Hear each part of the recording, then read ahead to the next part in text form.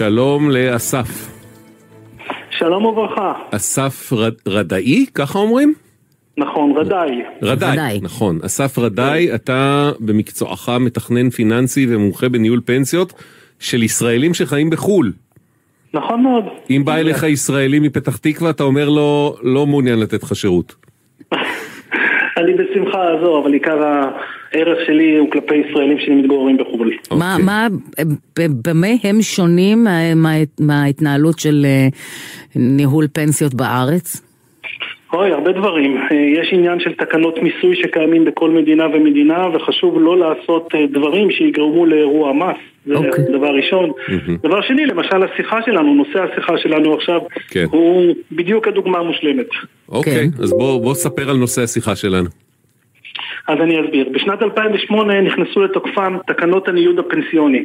המטרה של התקנות האלו היו בעצם לייצר מחולל תחרות בענף הפנסיוני. וניתן דוגמה. נגיד שאביב נמצא בחברה מסוימת, רק בשביל הדוגמה, בסדר? במגדל.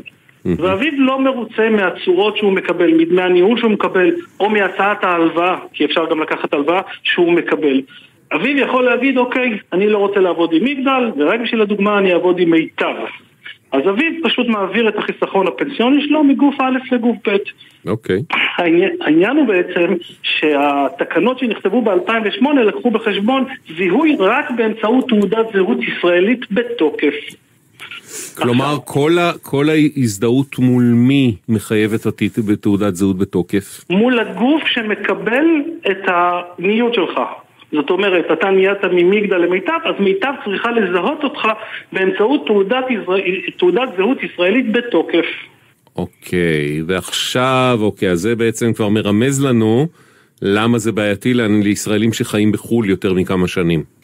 נכון, כי בעצם תוקף תעודות הזהות אמור לפוג בינואר 2025, 30 לינואר 2025. עוד חודש. אבל בניגוד לאביב שיכול ללכת למשרד הפנים או אפילו באונליין ולחדש את תעודת הזהות שלו, ישראלי שמקום מגוריו אינו בישראל, שמרכז חייו אינו בישראל, אינו יכול לחדש את תעודת הזהות שלו. אנחנו לא מדברים, צריך להדגיש, על ישראלים שנסעו לטיול של כמה חודשים, נכון. או אפילו ללימודים של שנה-שנתיים, אלא אנשים שעשו רילוקיישן, שיש להם בעצם תושבות במדינה אחרת. נכון, זה נקרא ניתוק תושבות, הם בעצם ניתקו את התושבות בישראל, וכרגע מרכז חייהם לעניין ביטוח לאומי, לעניין מס הכנסה, הוא לא בישראל.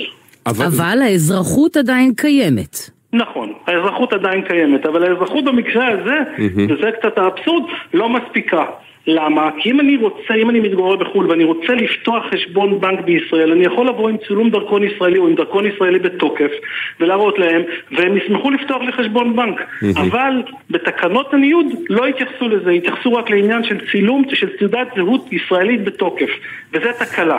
כלומר, בעצם אתה אומר לנו שישראלים שעזבו את הארץ, בין אם לפי שעה ובין אם לתמיד, אבל נשארו להם בעצם קופות גמל וקרנות פנסיה, נכון? זה בעצם לב העניין. בדיוק. בישראל הם לא יכולים לעשות איתם שום פעולה, בגלל שמספר הזהות שלהם עומד לפוג תוקפו בעוד חודש.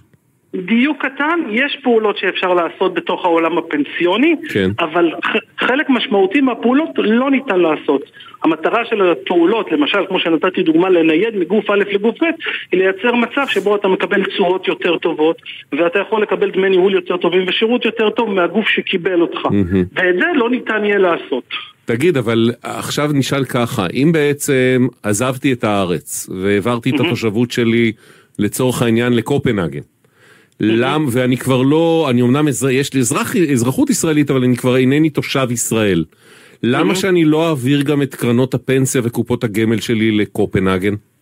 שאלה מצוינת, כי בפעם הראשונה אתה פוגש בין 35 ל-47% מס, זאת אומרת, אם היה לך 500,000 שקל, תוריד מזה שליש שנשאר פה, ברוב הדברים, ולפעמים קצת יותר, ולכן אין סיבה למשוך אותם. מה עוד שרוב הישראלים שאני מדבר איתם, לא כאלו בטוחים שהם הולכים לפרוש לפנסיה בקופנהגן. יכול להיות שהם ירצו לפרוש לפנסיה בפתח תקווה. זה נשמע קצת אבסורד, אני יודע, אבל זה המצב. למה? איך אתם מלעיזים את פתח תקווה היום שניכם, יא רבי? למה? אולי אנחנו מלעיזים את קופנהגן, למה את שופטת? תגיד, עכשיו בעצם מול מי הדבר הזה מתנהל? מי אמור פה לתת עבודה כדי שהבעיה הזו, הפלונטר הזה ייפטר? יפה, מרגע שהבנתי את זה בערך לפני 8-9 חודשים, פניתי לכל הגורמים הרלוונטיים, פניתי לחברות הביטוח ובתי ההשקעות, והם מצידם אומרים, תקשיב אדוני יקר, למחלקות המשפטיות שלהם כמובן, אדוני יקר, אין לנו מה לעשות, תפנה לרגולציה, למשרד האוצר.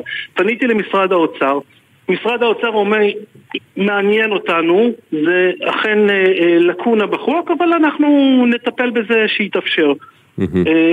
פניתי גם ללשכת סוכני הביטוח שנרתמו לעניין ושלחו קצת ככה לוועדת הכספים גם את העניין הזה, עוד לא קיבלתי משוב מהם, ואני הנה פונה אליכם. יש לנו הערכה בכמה ישראלים מדובר שעל פניו אם הדבר הזה לא נפטר, תכף נשמע מה קורה, כאילו רגע, אבל מה קורה באמת? כספיהם עלו בתור?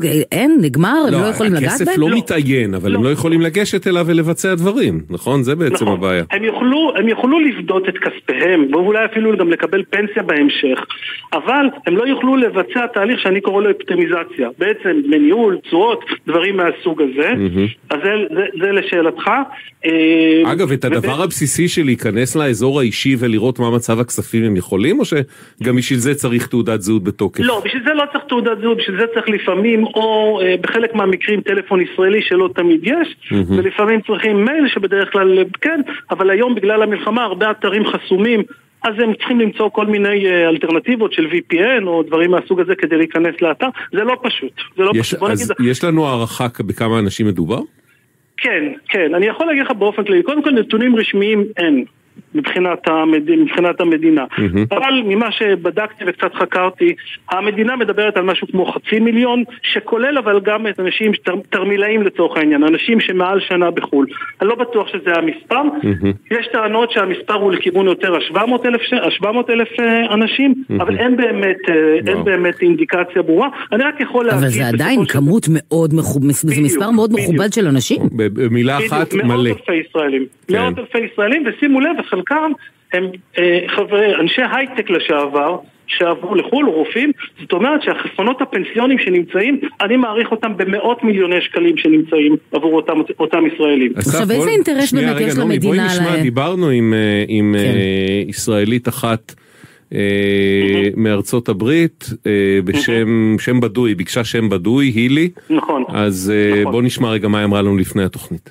אנחנו זוג בתחילת שנות ה-50 שלנו, הגרנו לפני 9 שנים, כך שאנחנו כבר לא תושבי מדינת ישראל. מרבית החסכונות הפנסיונים שלנו בארץ, מכיוון שאנחנו עובדים כבר מאמצע שנות ה-20 שלנו, ומפרישים גם לפנסיה וגם לביטוחי מנהלים. יש לנו עוד לפחות 10 או 15 שנים לפרישה, כך שזה מספיק זמן לרצות למקסם את החסכונות שלנו ולנייד בין בתי השקעות מדי כמה שנים, דבר שימנע מאיתנו, כיוון שב-2025 תעודות הזהות שלנו יפוג תוקפן, וכיוון שאנחנו איננו תושבים, לא נוכל לחדש אותן. אז מצד אחד לא נותנים לנו לחדש, מצד שני גם מונעים מאיתנו לעשות שינויים, שלא לדבר על זה שאנחנו לא יכולים למשוך את הקרנות בגיל צעיר יותר, ולהעביר אותם לקרנות פנסיוניות במדינה שאנחנו חיים. אני מאוד מקווה שימצא לזה פתרון.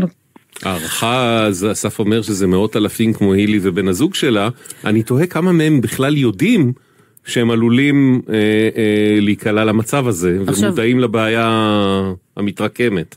אסף, שאלה, איזה אינטרס באמת, המדינה יכולה לבוא להגיד, אני שנייה משחקת כאן את פרקליטו של השטן. סליחה, המדינה אומרת, עזבתם, הלכתם, בעיה שלכם.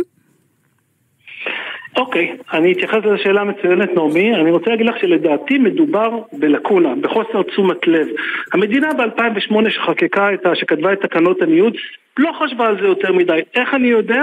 מכיוון שאפשר לפתוח חשבון בנק בישראל. זאת אומרת, מצאו פתרון לעניין של זיהוי באמצעות תעודת זהות ישראלית שלא בתוקף. אז פשוט צריך ליישם אותו במקום הנכון. אני לא חושב... אתה אומר, זה לא עניין של המדינה מחפש פה איך להתנכר לאנשים שעזבו, אלא פשוט יש פה איזה לקונה ביורוקרטית משרדית שצריך לפתור, ועד עכשיו זה לא קרה. אנחנו רוצים לצרף לשיחה את חבר הכנסת ולדימיר בליאק, שהוא מרכז האופוזיציה בוועדת הכספים. שלום אדוני. שלום, צהריים טובים. מה אומר על הסוגיה הזאת? אתה יודע מה, אתה רוצה קודם לשמוע את התגובות שקיבלנו מרשות שוק ההון ומרשות האוכלוסין, שני הגופים, אז בואו נשמע מה הם אומרים ואז נראה לאן זה לוקח אותנו. טוב, רשות האוכלוסין אומרת, אזרחים ישראלים שאינם מתגוררים בארץ ושמרכז חייהם בחול, אינם נדרשים לשאת תעודת זהות בתוקף, מאחר וממילא הן חסרות רלוונטיות בחול, לאור זאת לא נדרש מהם לבצע שום פעולה. הם התייחסו נטו לעניין התוקף של התעודות זהות ולא... כן, אבל הנה, הם כן נדרשים לבצע פעולות, ואז יש בעיה. לא, לבצע פעולה כדי לחדש את התעודת זהות שלהם, כן, ברור, אוקיי. רשות שוק ההון, הביטוח אומרים, מדובר בסוגיה רוחבית, בעלת השלכות על שלל פעולות, ושאינה ייחודית לתחומים שבאחריות הרשות. החובה לזיהוי באמצעות תעודת זהות בתוקף נוגעת לפעולות רגישות, בעלות השלכות משמעותיות, ובמטרה להגן על האזרחים. לאור משמעות וחשיבות הזיהוי בתחומים שבפיקוחה של הרשות ובתחומים אחרים, חשוב שהגורם האחראי יגבש פתרון רוחבי לסוגיה. הם יודעים מי הגורם האחראי? יש בעיה, אבל אנחנו לא הגורם האחראי, אם אני מתרגם לעברית. החדשות הטובות שהתבשרנו מרשות האוכלוסין ממש לאחרונה, זה שבעצם התוקף של תעודות הזהות של השוהים בחול יוארך בשנה. עד ינואר 26. כלומר, לא מצאו פתרון עקרוני מערכתי, הבינו שיש בעיה, ואז יוארך עד ינואר 26, בתקווה שעד אז יימצא פתרון. ועד אז מישהו ייקח אחריות ויפתור את זה. קחו שנה, אני נותן לכם שנה, עכשיו תחליטו מה אתם עושים איתה. חבר הכנסת בליאק, מה אומר? כן, אני רואה פה שתי בעיות. קודם כל, סעיף עצמו, סעיף 24 לחוק מרשם האוכלוסין מ-1965, שבעצם מציב שני תנאים לקבלת תעודת זהות, גם תושבות וגם הימצאות בארץ, הוא נראה לי קצת מיושן. לשנת 2024 בעולם הגלובלי, עם האפשרויות שלנו באמת לנוע ממקום למקום.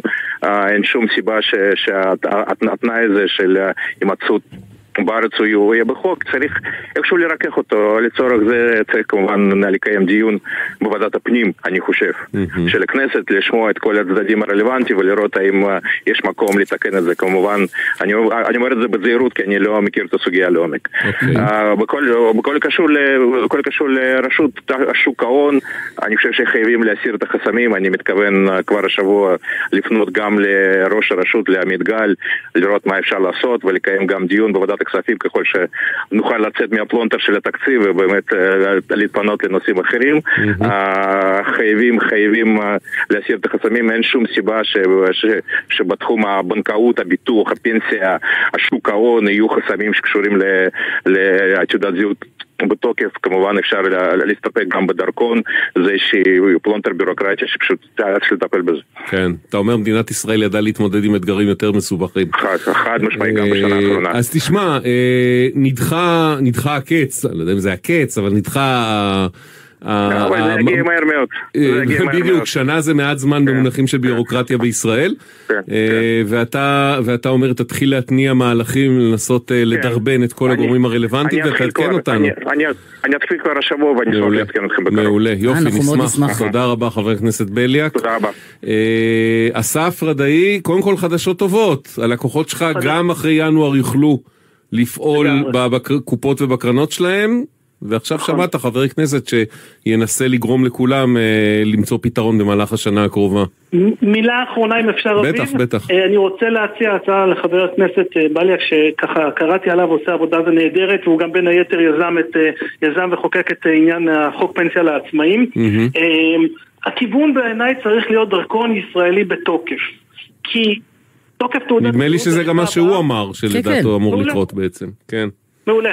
אז זה הדבר הכי טוב שיכול לקרות, זה עושה פשוט לכולם. אגב, אתה יודע להגיד לנו, אסף, אם נניח מישהו, והיו לנו אגב פניות מסוגים שונים כאלה בתוכנית בהקשרים אחרים, ישראלים, אנשים שחיים בישראל שעלו, למשל מהולנד, ויש להם, מקבלים פנסיה הולנדית. הגישה שלהם לכספים שלהם בהולנד היא באמצעות מה? זה משהו שאם זה עובד למדינות אחרות, אפשר לבדוק, פשוט להעתיק את הקונספט אלינו. נכון, אני חושב ששם זה לא באמצעות תעודת זהות, יש להם אמצעי שונה, בוא נגיד כמו תעודת זהות, אבל אין להם פג תוקף לתעודת זהות, ולכן זה נגיש עבורם. אוקיי, מעניין. בארצות הברית למשל אין תעודת זהות, יש לך social security, יש לך דרכון, יש לך רישיון נהיגה, לדברים האלה אגב יש להם תוקף? לא בישראל. לא, בחול. אני לא מכיר את הנושא הספציפי הזה. אוקיי. למה? גם רישיון נהיגה ישראלי שאת מקבלת יש לו תוקף, אומנם עכשיו יותר ויותר ארוך, אבל יש תוקף. אז זהו, אני לא יודעת מה העניין התוקף בחול, והאם התוקף בכלל משנה לצורך הדברים האלה. טוב, זה יצטרכו לבדוק ברשויות הרלוונטיות ובכנסת. אנחנו סומכים על בליאק בעניין, ואנחנו נהיה איתו בקשר, ובינתיים יש שקט לשנה, אבל כמו שאנחנו יודעים, השנה הזאת, זה עובר מהר. אסף רדאי, הרבה תודה שהצפת את העניין הזה. תודה לכם. תודה, בשמחה.